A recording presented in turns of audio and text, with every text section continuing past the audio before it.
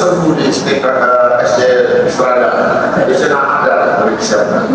Sekarang turun. Saya mau tanya Bapak Ibu, para romo, suster, anak-anak sekalian, coba tunjuk jari ada yang merasa diri tidak berdosa.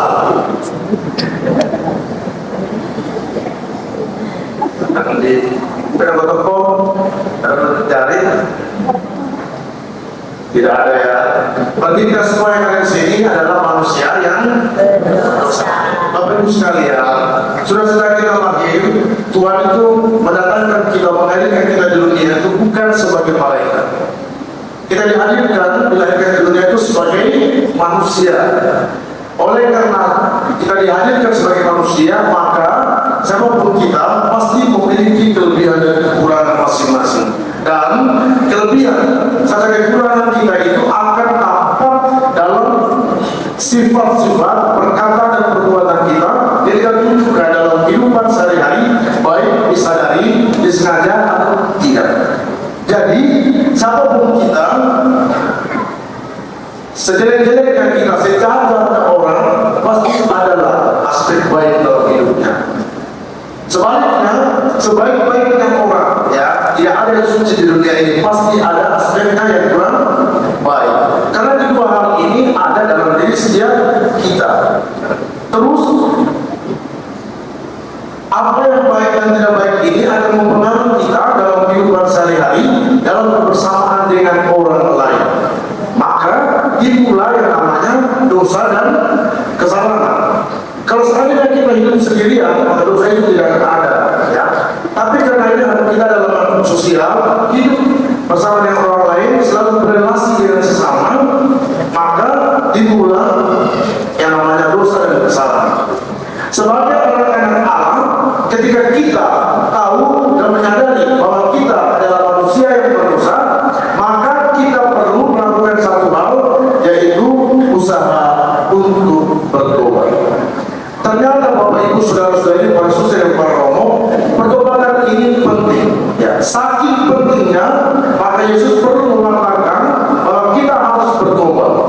Dan pertobat ini tidak asal bertobat, tapi pertobatan dilakukan berdasarkan nasihat Injil. Makanya bertobatlah dan percayalah kepada Injil. Dengan bertobat, maka kita akan mendapat kesempatan untuk memperoleh belas kasihan Allah, pengampunan atas dosa-dosa kita, sebagaimana yang diperoleh oleh orang-orang Niniwe ketika mereka bertobat setelah mendengarkan pengajaran dari Yunus. Bapak Ibu, saudara-saudara terkasih, kita bertanya, bagaimana cara untuk bertobat? Apa yang harus dilakukan untuk bertobat?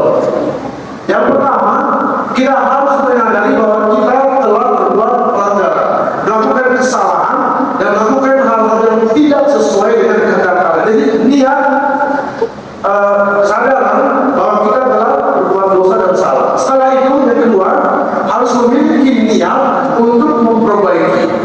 Dan setelah kita memiliki niat untuk memperbaiki, berusaha melakukan itu dalam kehidupan sehari-hari dengan melaksanakan kasih sebanyak-banyaknya dalam perkataan dan perbuatan. Bacaan kedua mengingatkan kita akan bahaya barang-barang duniawi. Kalau kita tidak hati-hati dengan barang-barang duniawi, maka kita akan terjerumus pada dosa-dosa. Oleh karena itu diingatkan bahwa walaupun kita ada semuanya, tapi perlakukanlah seakan-akan tidak punya. Termasuk tadi kan dibilang, bagi mereka yang punya istri, berlakulah seakan-akan tidak punya istri. Itu maksudnya apa tuh? Bukan berarti kemana-mana bilang saya masih lancar, ya enggak lah. Enak semua kemana-mana. Ya bukan itu maksudnya bapak ini. Jadi kalau orang artinya begini, jangan sampai saking pentingnya istrinya sehingga orang lain itu tidak ada hubungan sama dia. Tapi relasi dengan orang lain itu bisa. Apalagi saking semangatnya sama istrinya, saking cintanya, Tuhan juga dilupakan. Nah itu yang tidak bisa sebenarnya. Karena apa Bapak Ibu sekalian? Apa yang ada pada kita, yang kita punya sekarang ini, kita pergunakan justru untuk kebaikan. Ya, jangan sampai menjerumuskan kita ke dalam dosa. Kita mungkin diberi rezeki, kita contoh, diberi rezeki yang banyak ya. Dan sampai rezeki itu selalu bergunakan untuk pamer-pamer gitu ya. Datang ke gereja harus yang tangannya sampai lepas gitu, pegal dan sebagainya. Terus sepatunya harus yang di kakinya harus ada rantai lagi apa. Ya tidak perlu lah. Atau mungkin ya bolehlah ke gereja tampilan, misal contoh saja ini sih.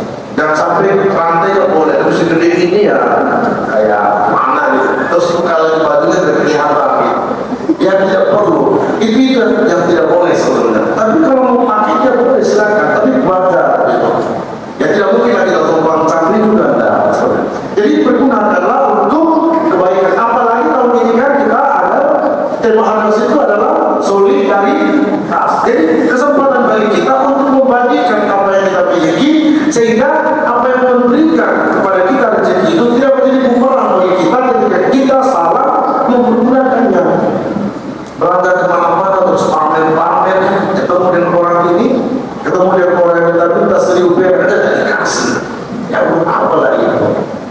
Nah, pergi pesta pakai pacero, tapi disitu nanti sumbangan 10.000, tak cocok dengan pacarnya. Misalnya, yang mana bro? Oh jadi kesana. Jadi Bapak Ibu sekalian, memang penting harta benda dunia, tapi kalau tidak hati-hati, itu akan semuanya ya akan menjadi bumerang untuk kita. Jadi apa yang ada pada kita sekarang ini nanti akan kita tinggalkan, tidak akan kita bawa. Jadi hati-hati. Jadi bapak-bapak itu penampilan seperti itu semuanya itu dari bawah nanti kalau mati. Tinggal sudah sama saja. Jadi pergunakan tahun sewajarnya. Mumpung tahun ini adalah tahun kita menghayati harga solidaritas dan subsidiaritas. Kita coba mengimplementasikan ini dalam sehari-hari untuk mempraktikkan orang dengan apa yang kita miliki. Jangan terlalu pelit ini sekarang. Karena itu diperhitungkan sebagai kesempatan untuk memperoleh kerajaan Allah. Jadi bertobat yang benar adalah sesuai dengan nasihat Injil, sesuai dengan ajaran Yesus. Bertobat sambil berbela rasa. Nah itu yang benar. Oleh karena itu Bapak Ibu Saudara yang terkasih, kita sebagai umat Arnold segini banyak dengan umat begitu luar biasa. Seringkali memang kita ditantang untuk bagaimana tidak bersih